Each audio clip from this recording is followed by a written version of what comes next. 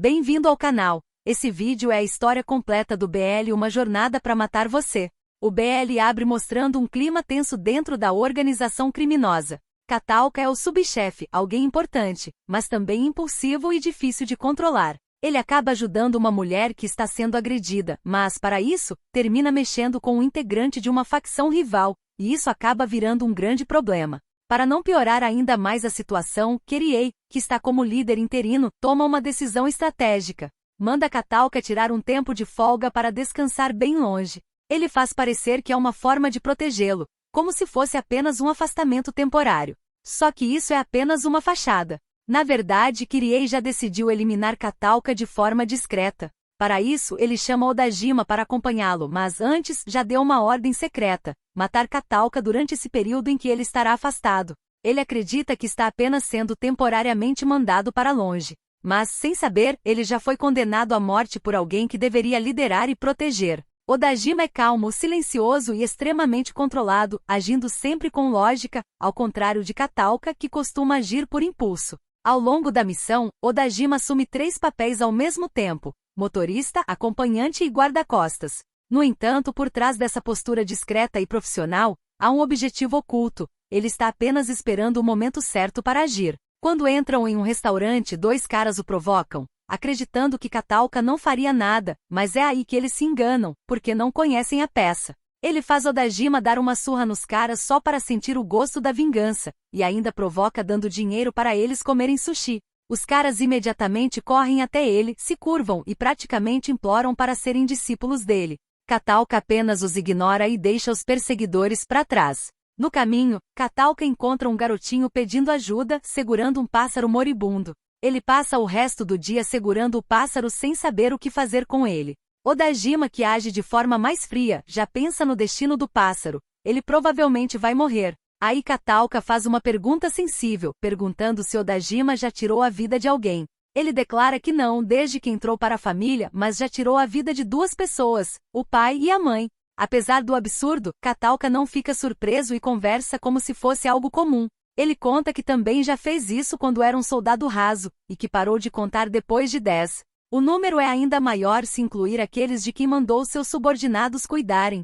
Só que dá para ver a frustração de não poder salvar uma única vida. Além disso, mesmo que conseguisse salvar o pássaro, com o cheiro de humano nele, seus pais simplesmente o abandonariam de qualquer maneira.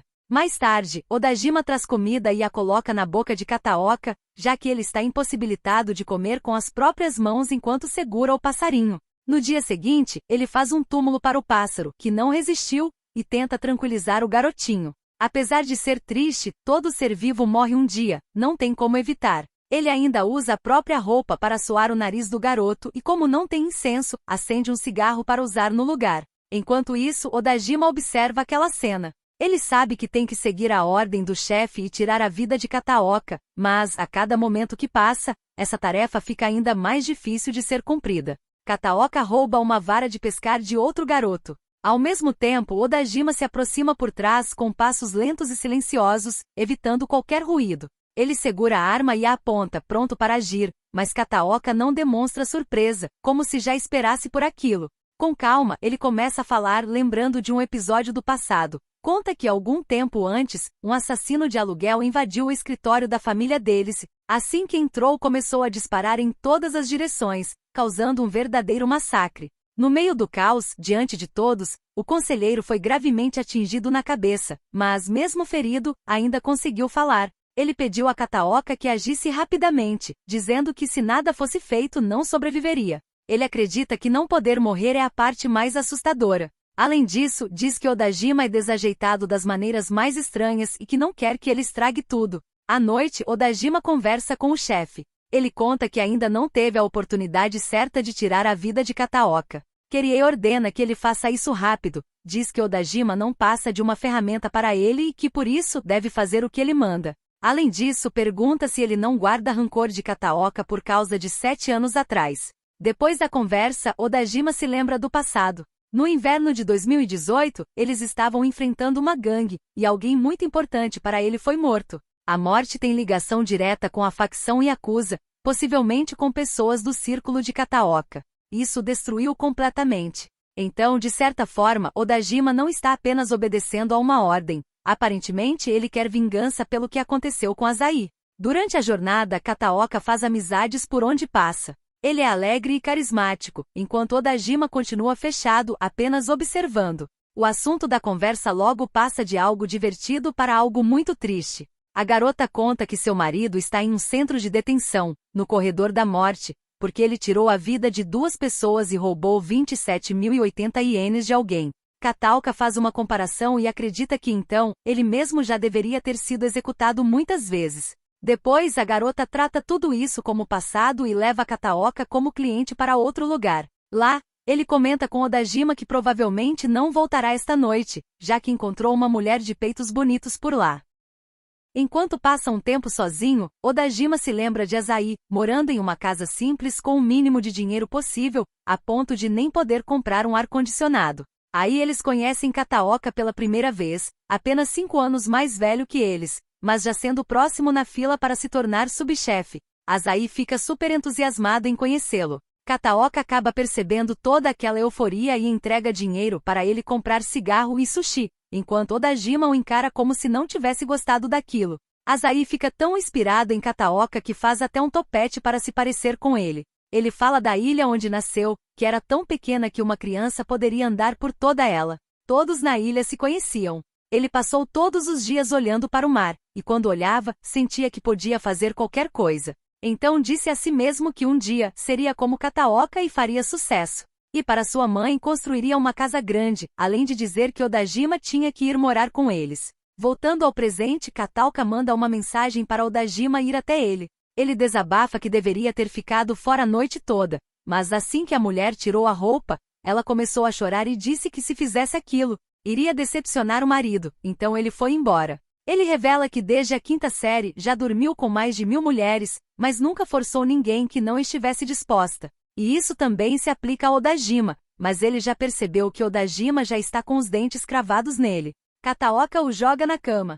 Odajima faz um pouco de difícil, mas também não diz que não quer. Os dois têm um momento íntimo, se entregam e deixam claro o interesse físico por ambas as partes. Durante o momento, Kataoka acha Odajima bem interessante, porque ele vive calado e emburrado, com esse olhar de que não está nem aí pra nada, mas nessa hora, ele fica incrivelmente sexy. Durante a noite, Odajima tem um sonho perturbador, com Kiriei falando no ouvido dele e o pressionando a tirar a vida de Kataoka agora. Odajima acaba apertando o gatilho por causa da pressão do momento, e a cena se transforma ainda mais em algo macabro. Ele acaba provando o próprio sangue da vítima. Quando acorda, ele olha para Kataoka vivíssimo dormindo profundamente. Ele sabe que é uma oportunidade perfeita, mas diz para si mesmo que ainda não é o momento, porque há algo que precisa saber. Ele se lembra novamente de Azai e dos colares idênticos que os dois compartilhavam no passado.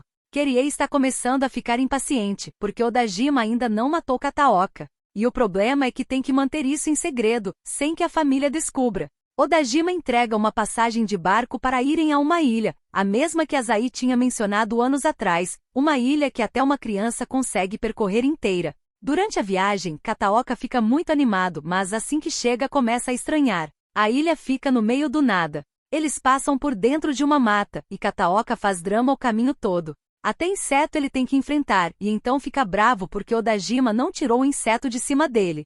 Odajima pede desculpas, mas diz que eles já estão chegando. No caminho, ele olha o celular e vê uma chamada de Kiriei, mas não atende. Eles chegam a um lugar fechado de frente para o mar. Odajima pega uma foice bem afiada e faz uma pose como se fosse usá-la em Kataoka, mas é simplesmente para fazer uma limpeza ali ao redor. Depois de um tempo, Kataoka fica muito irritado se perguntando quanto tempo vai ter que fazer aquilo, porque não entende o que Odajima está fazendo. Logo depois aparece um túmulo. Odajima explica que é o túmulo de Azai, e pede para Kataoka também acender um incenso, porque ele costumava fazer parte da equipe deles. E foi Kataoka quem tirou a vida dele. Ouviu dizer que ele não podia ser enterrado no jazigo da família, porque disseram que ter um gangster na família era uma vergonha. E assim sua mãe teve que implorar a todos só para conseguir um lugar para ele naquele canto remoto da ilha. Kataoka comenta que pessoas como eles não deveriam existir no mundo, e que, pelo menos, Azai tem um lugar onde possa descansar em paz. A cena corta para a organização criminosa. Kiriei tem dúvidas se tem um irmão mais velho, o filho que seu velho teve com outra mulher. Kamakura garante que não existe tal pessoa. Além disso, diz que Kirie é o filho mais velho e o herdeiro dos negócios da família. O líder não engole essa história. Ele demonstra irritação, porque Odajima ainda não o matou. Ele diz que seu velho sempre gostou daquele cara, e que é assim desde que eram crianças. Acredita que Kataoka ainda vai tirar tudo dele. Enquanto isso, Kataoka fica curioso para saber mais sobre aquela história de Odajima ter tirado a vida dos próprios pais. Na época, ele chegou da escola e encontrou o pai tentando forçar a mãe. O pai ficou irritado e o agrediu várias vezes, batendo em seu rosto com tapas.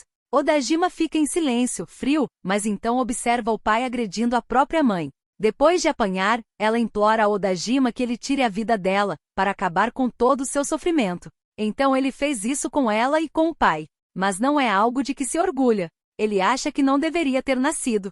Sua única família depois do falecimento dos pais era Zai, mas ele também se foi. Kataoka provoca perguntando se Odajima era apaixonado por Azai, só que ele responde que isso não é verdade e ainda confessa algo surpreendente. Ele nunca se deitou nem com homem nem com mulher, nunca fez isso com ninguém, o máximo que houve foram alguns beijos. Kataoka é o primeiro.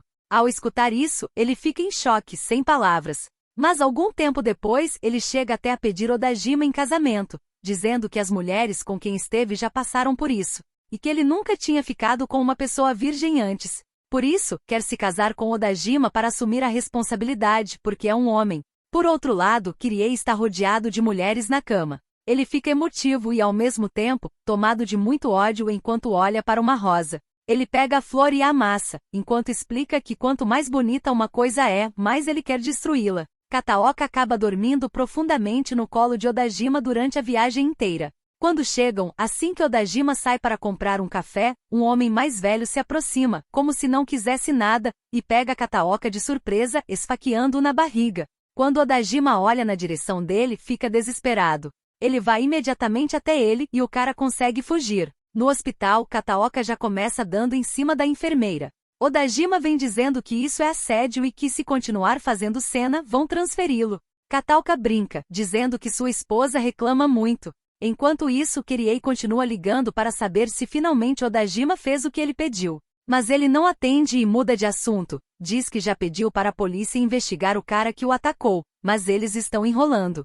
Com o efeito do remédio, Kataoka acaba dormindo bem rápido. Odajima se lembra da conversa que teve um pouco antes com Kirie, para tentar saber se ele conhece o homem que atacou Kataoka. Kirie declara que não o conhece e como Kataoka é bem chamativo, provavelmente fez muitos inimigos, mas pede para ele não deixar ninguém chegar antes dele, se não se apressar, outra pessoa o matará. Odajima começa a ter um ataque de pânico. Ele lembra das palavras do chefe, de que precisa tirar a vida de Kataoka para se vingar do que aconteceu 7 anos atrás, só que na hora, ele também se lembra dos momentos que passaram juntos durante essa viagem. Querendo ou não, eles tiveram uma conexão, criaram laços e até falaram de casamento, então é claro que ele hesita. Quando Kataoka acorda, pergunta se ele não vai beijá-lo. O cara estava acordado o tempo todo, escutando aquela respiração ofegante, então ficou empolgado. Odajima declara que não era isso e que nunca amará alguém. Ele fica nervoso ao se lembrar de uma cena triste, quando tirou a vida do pai dele com uma faca, enquanto a mãe implorava para ele fazer a mesma coisa com ela.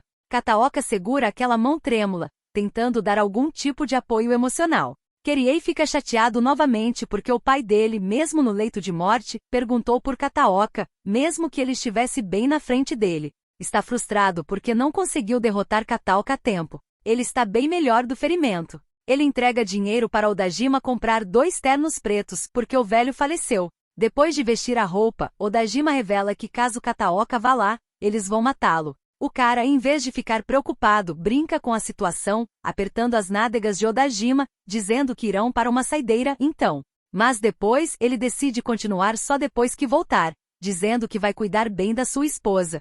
Lá, o assunto é quem vai ser o sucessor agora que o chefe faleceu. Há boatos de que ele tinha um filho ilegítimo, e que era o favorito do chefe. Kataoka chega causando olhares por onde passa. Lá dentro, quando vai ver o corpo do chefe, nem nesse momento ele leva as coisas a sério. Kataoka pede um batom emprestado, passa nos lábios e depois dá um beijo na bochecha do velho.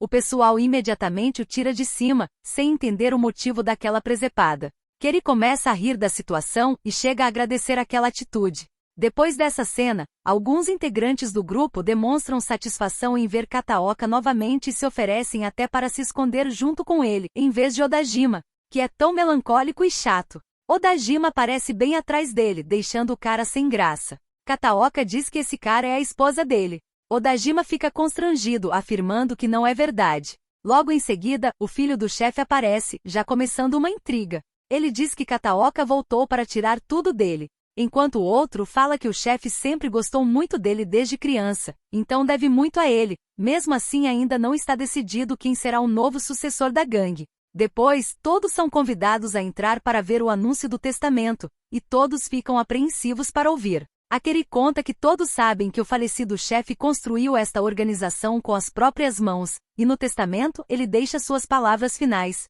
Antes de elas serem ditas, volta no tempo 25 anos, quando Kataoka e Kirie eram crianças. Kirie relata que o pai deu a Kataoka um sorriso que nunca tinha visto dar a ele e sempre parecia satisfeito com o trabalho dele, enquanto Kirie ficava para trás, como se não fosse notado. Keri faz tanto suspense que acaba não dizendo quem é a pessoa que herdará esse império. Antes que diga, um homem aparece, o mesmo que esfaqueou Kataoka durante a viagem. Odajima imediatamente o reconhece. O cara aponta uma arma e atira, mas a bala não acerta o alvo.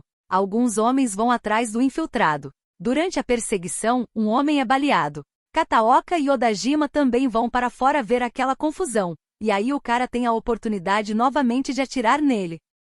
Odajima fica em choque. A cena é cortada para alguns anos atrás. Azai vai contar a Odajima que Kataoka pediu que ele se juntasse a ele naquela noite. Ele fica animado, querendo chegar ao topo. Caso isso acontecesse, ele e Odajima construiriam uma casa juntos. Mas esse sonho foi destruído justamente pela morte de Azai, que levou um tiro durante um embate com uma gangue, e agora Odajima está vendo isso se repetir. Ele entra na frente dele e finalmente consegue entender. Naquela época, Azai entrou na frente de Kataoka para protegê-lo. É a mesma coisa que está acontecendo com ele agora. É como se o corpo dele se movesse sozinho. Só que a cena muda um pouco. Kataoka entra na frente de Odajima, levando o tiro, e mesmo nesse momento, ele ainda brinca com a situação. Diz que a ferida no estômago mal cicatrizou e ele já tem outro buraco. A situação fica séria, mas Kataoka acredita que proteger sua esposa amada é um dever. Em seguida, ele dá um beijo em Odajima. Na verdade, é o primeiro beijo deles. Keri entrega o testamento para Kirie, para ele entender como o pai sempre se sentiu em relação a ele. Mesmo que parecesse um pouco ausente, o pai sempre teve olhos para ele. Enquanto lê o testamento, Kamakura o ajuda a entender melhor. Kataoka não é filho da amante do pai dele. O pai de Kataoka, em um conflito, sacrificou a própria vida para proteger o falecido chefe. A esposa dele amava apenas o falecido marido. O chefe estava simplesmente cuidando do filho órfão do melhor amigo dele e da mãe dele. Kirie admite que nunca conseguiu suportar Kataoka. Ele era melhor do que ele em tudo, mas o pai se importava mais com aquele cara do que com ele. Kamakura diz que o chefe estava sempre cuidando dele e queria que Kirie fosse seu sucessor. Ele dizia isso muitas vezes, mas Kirie se recusou a acreditar. Odajima fica ao lado de Kataoka quando percebe que ele está tendo uma complicação. Kataoka é levado para a emergência. Enquanto isso, Odajima se lembra dos momentos que passou ao lado dele, e o medo de perdê-lo é muito grande. Ele, que não costuma demonstrar sentimento, fica desesperado ao saber que pode perder Kataoka a qualquer momento. Admite para si mesmo que ele é sua razão de viver. Odajima relata que costuma ter o mesmo sonho, um sonho em que ele está voando pelo céu. Naquele branco puro, no céu vazio, ele está voando apenas sem rumo. Logo fica exausto e no final, não vai a lugar nenhum. Um tempo depois, o médico vem dando boas notícias.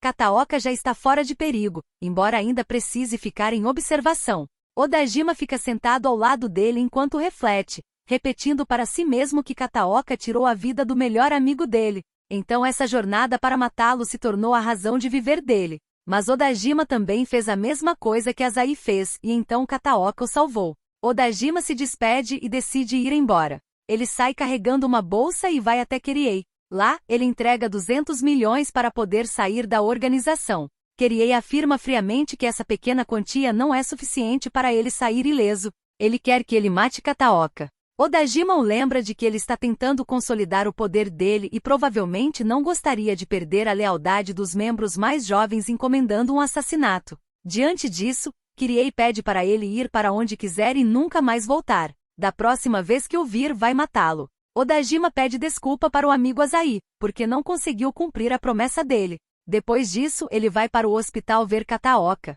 Chegando lá, encontra 2 homens suspeitos saindo, e quando entra no quarto, Kataoka não está mais lá. Ele sai desesperado atrás de alguma pista ao redor, porque seja o que for que tenha acontecido, foi bem recente. E aí ele encontra Kataoka sentado em um banco de frente para um lago. Ele fica aliviado, mas, ao mesmo tempo, diz o quanto ficou preocupado depois que viu 2 homens durões saindo do hospital. Kataoka fica surpreso ao ver Odajima assim e tenta tranquilizá-lo, perguntando para onde Odajima achou que ele iria fugir. Não tem como ele fugir e deixar a amada esposa dele para trás. Os dois têm uma noite mais ousada dentro do carro. Como Kataoka diz que está melhor, Odajima quer ter certeza de que isso não vai ser demais para ele. Kataoka responde que é moleza e confessa que estava se segurando havia muito tempo. Eles começam a se beijar intensamente dentro do veículo. No início é rápido, mas logo fica mais intenso, como se estivessem descontando tudo o que tinham guardado. O espaço é pequeno, então eles acabam ficando bem próximos, praticamente colados, focados só naquele momento e na conexão que já vinha sendo construída havia um tempo. No dia seguinte, ainda dentro do carro, Odajima pega uma arma e começa a ficar nervoso, como se estivesse apavorado. Kataoka, que escuta aquela respiração rápida e ofegante, pergunta se ele quer vingança pelo amigo. Odajima começa a chorar, dizendo que não deveria ter nascido. Ele sofre claramente por ter tirado a vida dos pais. Além disso, ele relata que não tinha razão para viver até conhecer Azai, mas então Azai morreu, e ele se convenceu de que a culpa era toda de Kataoka. Daquele dia em diante, por 7 anos, matá-lo se tornou a razão de viver dele. Ele aponta a arma para a própria cabeça, mas Kataoka lentamente pega a arma, guiando a mão de Odajima de forma que ela aponte para a cabeça dele, para que ele finalmente possa vingar a morte do amigo. Odajima está prestes a apertar o gatilho, e por um momento é como se tivesse feito isso, mas o amor que Odajima sente por Kataoka é maior que a sede de vingança. Eles decidem se dar uma chance. Eles trabalham em um café de frente para a praia e ganham muita atenção das meninas, enquanto Kirei se torna o novo chefe do grupo Keri, no lugar do falecido pai. Odajima revela que continua tendo o mesmo sonho, aquele no qual ele voa sem rumo, sem destino. Kataoka então pede para ele olhar para quem está ao lado dele. Os dois se beijam, confirmando que dali em diante podem viver juntos, longe daquele mundo, sem ordens, sem perseguições, só seguindo a própria vida do jeito que escolheram.